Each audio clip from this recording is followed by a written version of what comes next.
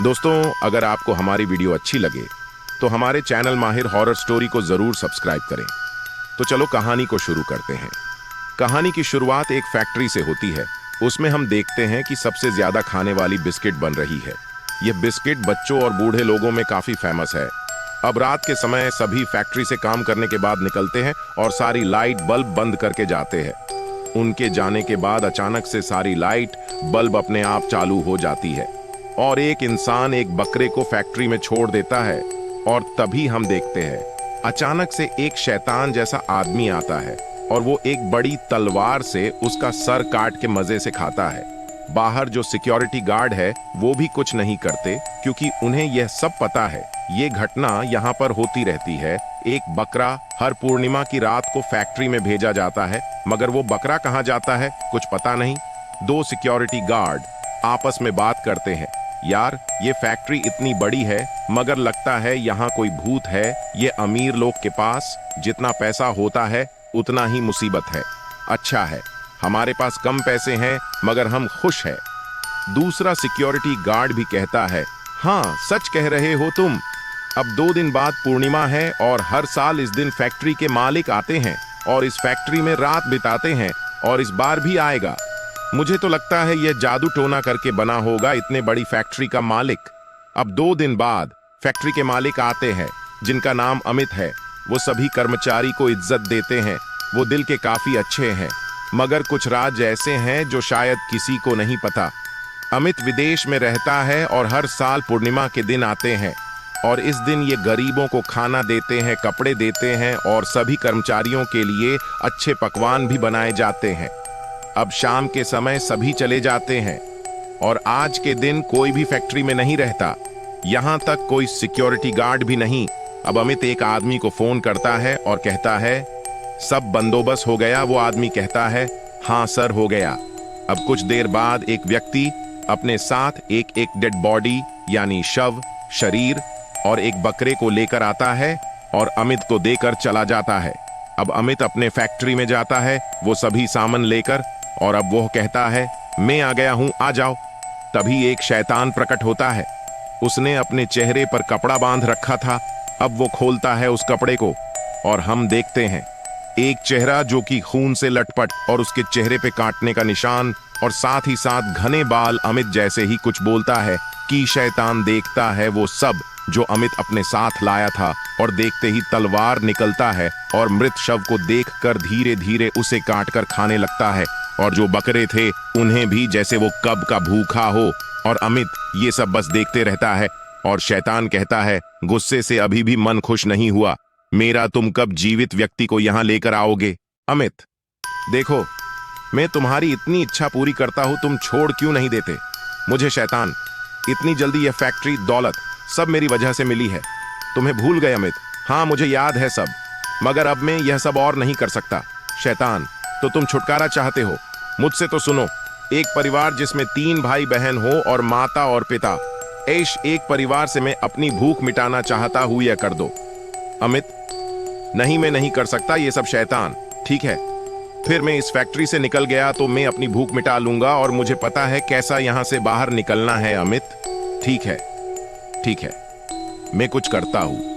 अब मैं वो समय याद करता हूं जब मैं इस शैतान से मिला था। वो समय बहुत कठिन था मेरे लिए। मैं अपने माता पिता के साथ छोटे से गांव में रहता था। मेरे पिता की मृत्यु हो गई कुछ समय के बाद और फिर मैंने अपनी माँ के साथ काम करना शुरू किया और मैं कोशिश करता था मैं अपने माँ को आराम दे सकूं। कुछ समय बाद मेरी माँ की सेहत बिगड़ने लगी और मैं एक भिखारी की तरह बस इधर उधर भटक रहा था। मैं कुछ पैसे मिल जाए, मैं अपनी माँ की दवाई ले लूं और उनका इलाज करवा सकूं, मगर किसी ने मदद नहीं की। मेरी मैं उदास एक पैर के नीचे जाकर बैठ गया और कोसने लगा ऊपर वाले को। तभी आवाज आई, मैं तुम्हारी मदद करूंगा। मैंने बोला, कौन बोल रहा है? कौन है यह? मैं इस पेड़ से बोल रहा हूं। अमित, मगर पेड़ कैसे बोल सकता है? शैतान, मैं जादुई पेड़ हूं और मैंने तुम्हारी सारी समस्या सुन ली है और मैं इस समस्या को हल कर दूंगा। अमित, पर कैसे? शैतान, इसके लिए तुम्हें एक विधि करनी होगी।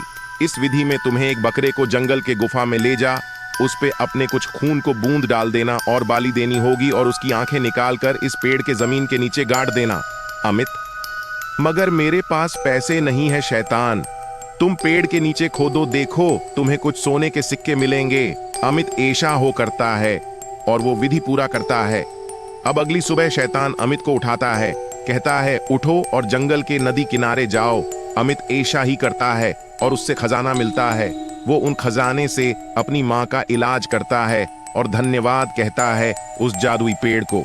मगर अब वो जादुई पेड़ कहता, इसकी कोई जरूरत नहीं अमित, तुम्हारा फिर से शुक्रिया। अमित नहीं जानता था कि वो एक शैतान है और कुछ समय बीतता है। अमित और उसकी माँ की जिंदगी अच्छी बीत रही थी, मगर एक दिन अमित खाना खा रहा होता है और वो सोचता है अचानक, ये मैं मांस, चिकन, मछली तो नहीं खाता था, फिर ये कैसे? वो खाने को दूर करता है और तभी वो शैतान कहता है, ये मैं खा रहा हूँ। मगर अमित घबरा गया और उसने पूछा, तुम मगर कहाँ हो? शैतान कहता है, ये मैं ही जादुई पेड़, तुम्हारे आधा शरीर मेरे कब्जे में है। अमित, मगर तुम तो अच्छे थे, तुम सबको मदद करते थे। शैतान, नहीं, ये बस एक चाल थी, बस, और तुम फंस गए। अमित, मेरे साथ ऐसा मत करो शैतान, अब कुछ नहीं हो सकता है। तुमने जो विधि की थी उससे मैंने तुम्हारा आधा शरीर कब्जा कर लिया। अमित, मुझे छोड़ दो। और किया चाहिए तुम्हें? शैतान, मैं तुम्हारे शरीर को छोड़ दूंगा, मगर उसके बदले मुझे रोज कुछ चाहिए, मांस खाने के लिए। अमित, ठीक है, ठीक है।